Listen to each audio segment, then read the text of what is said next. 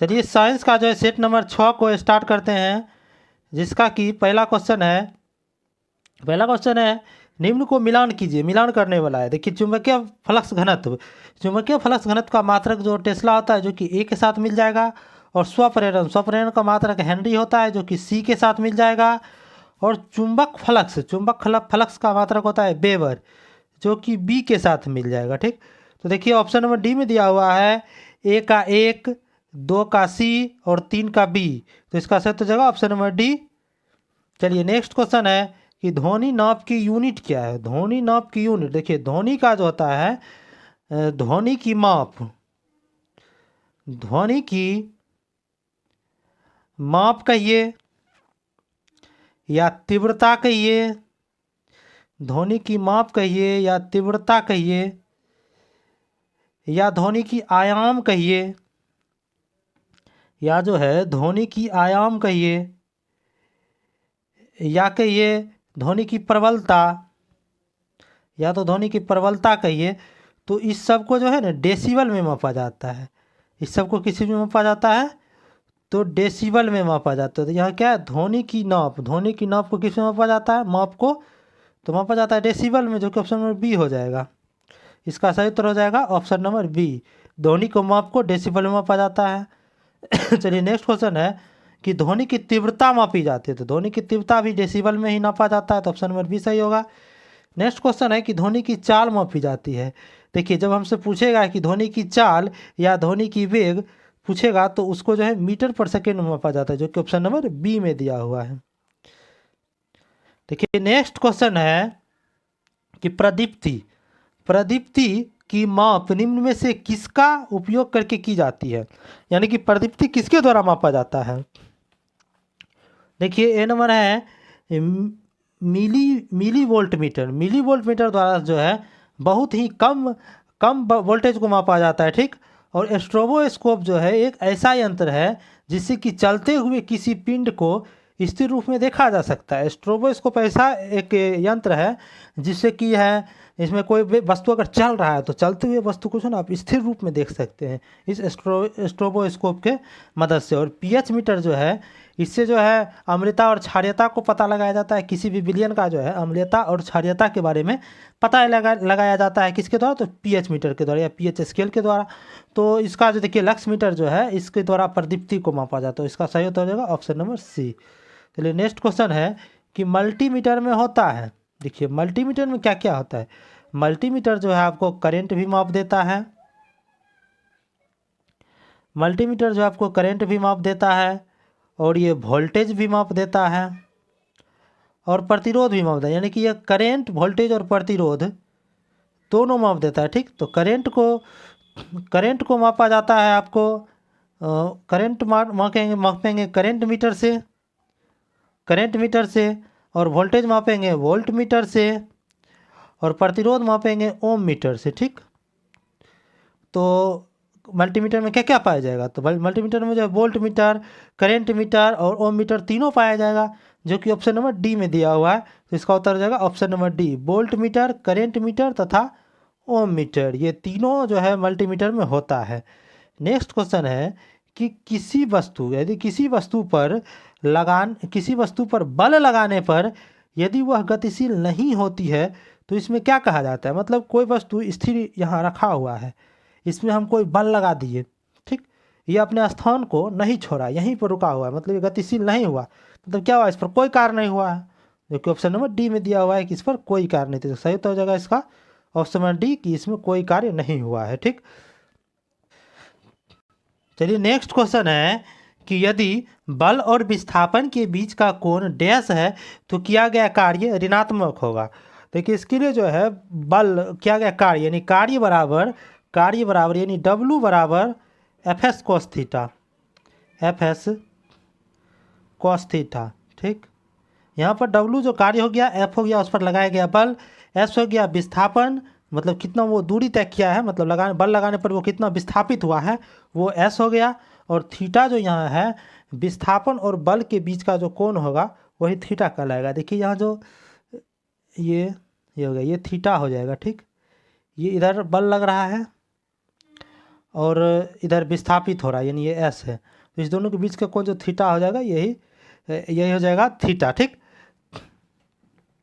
तो उसमें कहा क्या गया है कि क्या क्या कार्य ऋणात्मक कब होगा। देखिए, जब जो है यहाँ थीटा का वैल्यू, जब थीटा का वैल्यू को रखा जाएगा 90 डिग्री, तो कॉस 90 डिग्री हो जाएगा। तो कॉस 90 डिग्री का वैल्यू होता है 0। 0 हो गया, अगर कॉस 90 डिग्री 0 हो गया, पूरा कॉस 0 हो गया, तो पूरा तो 0 हो गया। इसका मतलब कि कार्य जो है 0 हुआ, मतलब कोई कार्य नहीं हुआ है, ठीक। जब जब थीटा 90 डिग्री होगा तो कोई कार्य नहीं होगा। जब थीटा को हम 180 डिग्री रखेंगे तो कॉस 180 डिग्री, तो कॉस 180 डिग्री का वैल्यू होता है माइनस में, -1 होता है। कॉस 180 डिग्री का वैल्यू कितना होता है, तो -1 होता है। और जब -1 यहाँ आएगा तो यह माइनस में कार्य हो जाएगा। इसमें क्या होगा कि कार्य जो है निगेटिव हो जाएगा, ठीक। इसमें कार्य निगेटिव होगा। और जब जो थीटा को हम 90 डिग्री रखेंगे, 90 डिग्री रखेंगे, तो कॉस थीटा कितना हो जाएगा, कॉस 90 डिग्री बराबर क्या होता है, 1 होता है। कॉस 90 डिग्री 1 होता है, ठीक। जब 1 हो जाएगा तो कार्य जो है इसमें महत्तम हो जाएगा, वर्क जो इसमें महत्तम हो जाएगा, ठीक। इसका कार्य महत्तम हो जाएगा। तो हमसे पूछा गया क्या है कि यदि बल और विस्थापन के बीच का कोण डैश है तो क्या क्या ऋणात्मक होगा, यानी कार्य ऋणात्मक कब होगा। कार्य ऋणात्मक कब हुआ है, जब जो है थीटा का मान 180 डिग्री रखे हैं तो कार्य ऋणात्मक हुआ है। तो इसका उत्तर हो जाएगा option number D, 180 degree. Next question है, निम्नलिखित में से कौन सी ऊर्जा सदैव धनात्मक होती है। कौन सी ऊर्जा सदैव धनात्मक होती है। देखिए, यहाँ स्थितिज ऊर्जा है। स्थितिज ऊर्जा का फार्मूला होता है mgh। स्थितिज ऊर्जा जो है इसका फार्मूला होता है mgh, ठीक। और गतिज ऊर्जा है, गतिज ऊर्जा का फार्मूला होता है हाफ mv², ठीक। और जो गुरुत्वाकर्षण ऊर्जा है, तो गुरुत्वाकर्षण ऊर्जा तो कुछ होता ही नहीं है। देखिए, यहाँ h जो है, h यहाँ पर विस्थापन हो गया, ठीक। विस्थापन जो है पॉजिटिव, निगेटिव और 0 तीनों होता है विस्थापन, ठीक। और यहाँ देखिए वेग है v जो है हमेशा पॉजिटिव होता है, वेग जो है हमेशा पॉजिटिव ही होता है, ठीक। तो इसमें क्या हो जाएगा, सदैव धनात्मक कौन सा हो जाएगा, तो गतिज ऊर्जा सदैव धनात्मक हो जाएगा। तो ऑप्शन नंबर बी इसका सही उत्तर हो जाएगा। चलिए, नेक्स्ट क्वेश्चन है कि किसी जल विद्युत गृह में विद्युत ऊर्जा में परिवर्तित होने वाली ऊर्जा कौन सी होती है। देखिए, कोई जल विद्युत गृह उसे कहते हैं जहाँ पर जो है जल के द्वारा, यानी पानी के द्वारा वहाँ पर जो है बिजली तैयार किया जाता है, उसे जल विद्युत गृह कहते हैं। देखिए, इसमें होता क्या है कि जैसे एक बांध बना दिया गया है, ठीक। एक बांध बना दिया गया, ठीक। एक बांध है और इधर पानी जमा हुआ है एकदम पूरा, इसमें जो है पानी जमा हुआ है। और एक इसमें छोटा सा नली बना दिया जाता है, और इस नली से जो पानी आता है, और यहाँ पर एक टरबाइन को लगा दिया जाता है, टरबाइन रहेगा। और टरबाइन का यहाँ पर पंख रहता है, और इस पंख पर जब पानी गिरता है तो ये टरबाइन घूमता है जिससे कि बिजली उत्पन्न हो जाता है, इससे बिजली उत्पन्न हो जाता है। तो मतलब क्या हुआ कि यहाँ से जो यहाँ तक तो स्थिति में है, पानी जो यहाँ पर स्थितिज ऊर्जा में है। और जब ये इधर से आएगा तो पूरा प्रेशर के साथ, पूरा गति के साथ ये पहुँचेगा इस टरबाइन पर। तो क्या हुआ कि गतिज ऊर्जा इसमें बदल गया है विद्युत ऊर्जा में, ठीक। तो इसका उत्तर हो जाएगा ऑप्शन नंबर डी, गतिज ऊर्जा। नेक्स्ट क्वेश्चन है कि अभी तक वैज्ञानिकों द्वारा पदार्थ की कितनी अवस्थाएं तय की गई है। तो अभी तक जो है वैज्ञानिकों द्वारा पदार्थ की टोटल 5 अवस्थाएं तय की गई है, जो कि ऑप्शन नंबर बी में है। देखिए, वो 5 अवस्था है, ठोस है, द्रव है, गैस है, और 2 है प्लाज्मा, और 5वां है आपको बोस-आइंस्टीन कंडेंसेट, यानी बोस-आइंस्टीन,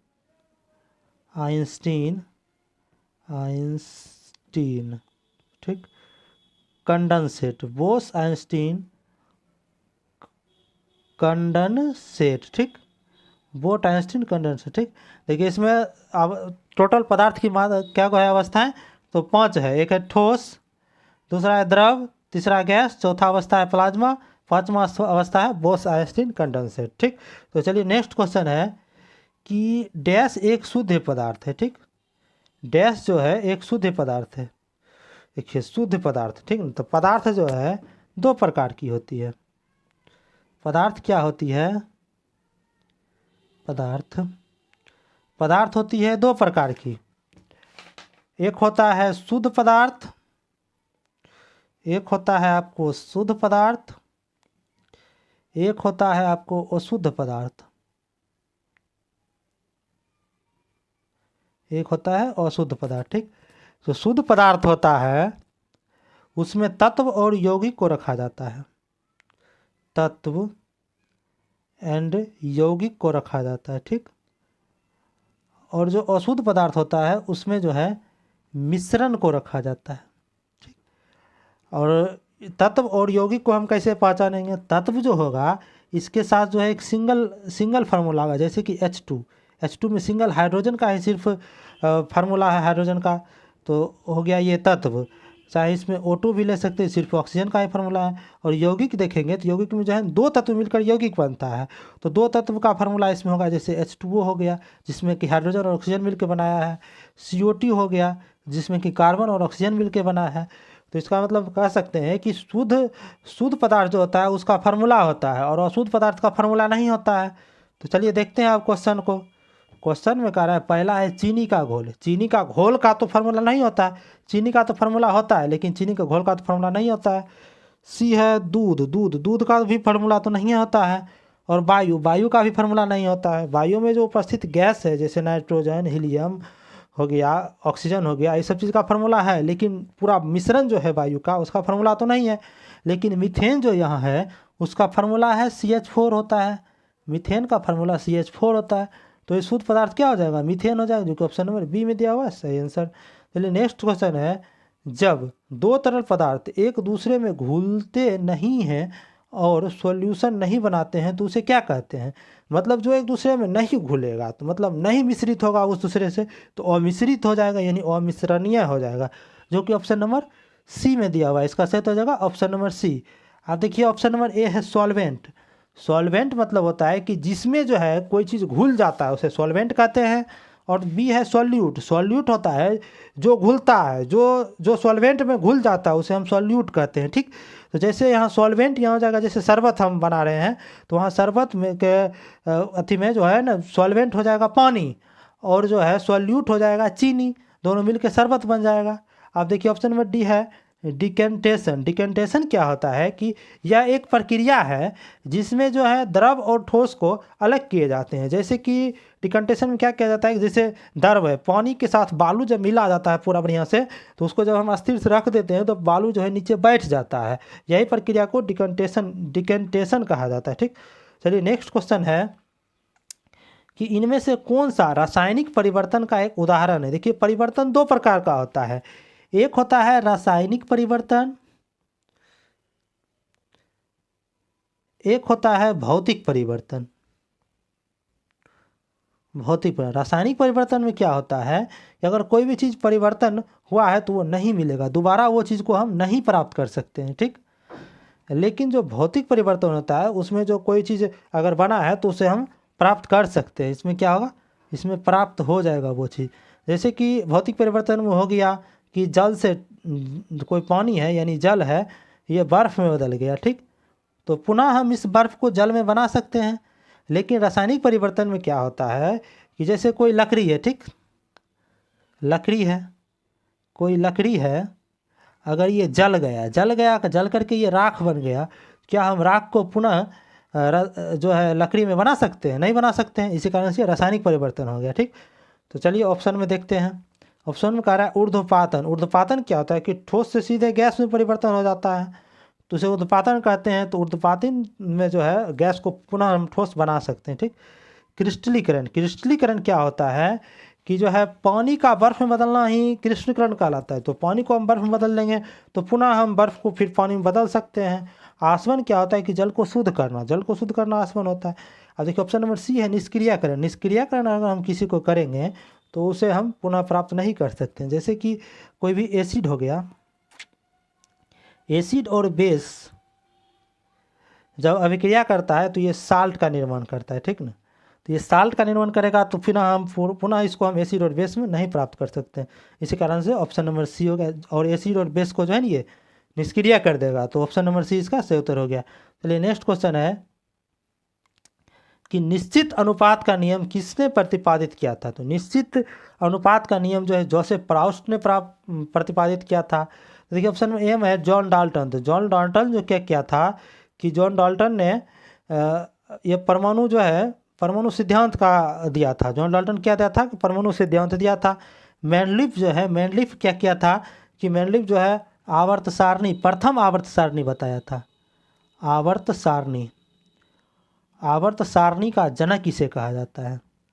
मैंडलिफ को जो है आवर्त सारणी का जनक कहा जाता है। ठीक, अगर आपको इसी में पूछा जाएगा कि आवर्त सारणी का आधुनिक आवर्त सारणी का जनक कौन है, तो आधुनिक आवर्त सारणी का जनक हो जाएगा आपको मोसले। आधुनिक आवर्त सारणी का जनक मोसले हो जाएगा। और अगर सीधा पूछेगा कि आवर्त सारणी का जनक कौन है, तो बोलेंगे मैंडलिफ। और पूछेगा आधुनिक आवर्त सारणी का जनक कौन है, तो बोलेंगे मोसले। ठीक, ऑप्शन नंबर डी है कि मेंडल जो है ये आनुवंशिकता से संबंधित है, मेंडल। चलिए नेक्स्ट क्वेश्चन है कि जो कौन सा नियम कहता है कि रासायनिक अभिक्रिया में द्रव्यमान को ना तो उत्पन्न किया जा सकता है और ना ही नष्ट किया जा सकता है। ये कौन सा नियम क्या कहता है, तो ये कहता है द्रव्यमान संरक्षण का नियम, जो कि ऑप्शन नंबर डी में दिया गया है। चलिए नेक्स्ट क्वेश्चन है कि निम्न में से किस प्रक्रिया में ऊष्मीय ऊर्जा निर्मित होती है। ऊष्मीय ऊर्जा जो है श्वसन में निर्मित होती है। ठीक, श्वसन जो है एक प्रकार का मंद दहन है। श्वसन को जो है एक प्रकार का मंद दहन है। ठीक, मंद दहन है, जब कोई भी चीज़ का दहन होता है तो उसमें ऊष्मा निकलवे करता है, इसी कारण से इसका उत्तर हो जाएगा श्वसन। चलिए नेक्स्ट क्वेश्चन है कि पीलिया जो है किससे संबंधित रोग है। पीलिया किस चीज़ को प्रभावित करता है, या इसे पूछ सकता है इसको। पीलिया को ही हम जॉइंडिस कहते हैं, जिसमें कि जो है वो आदमी का त्वचा हो गया, आँख हो गया, नाखून हो गया, ये सब पीला होने लगता है। ठीक ना, ये सब क्या होने लगता है, पीला होने लगता है। ये जो है यकृत को प्रभावित करता है, यकृत यानी लीवर को प्रभावित करता है। चलिए नेक्स्ट क्वेश्चन है कि निम्नलिखित में से कौन सा जानवरों का एक तीव्र वायरल रोग है जो कि मनुष्यों में एक संक्रमित जानवर को काटने से फैलता है। ये रेबीज है। रेबीज जो है पागल कुत्ता होता है, जिसमें कि रेबीज संक्रमित वो होता है, वो किसी को अगर काट लेता है तो उस नेक्स्ट क्वेश्चन है कि सबसे बड़ी पत्ती किसकी होती है। तो सबसे बड़ी पत्ती जो होती है वो होता है विक्टोरिया अमेजोनिका का। सबसे बड़ी पत्ती किसका होता है, तो विक्टोरिया अमेजोनिका का। ठीक, तो इस वीडियो का जो है PDF पाने के लिए आप हमारे टेलीग्राम चैनल से जुड़ सकते हैं। ठीक न, जिसका कि लिंक वीडियो के डिस्क्रिप्शन में दे दिया गया है, तथा जो है इसका लिंक कमेंट बॉक्स में भी पिन कर दिया गया है। ठीक।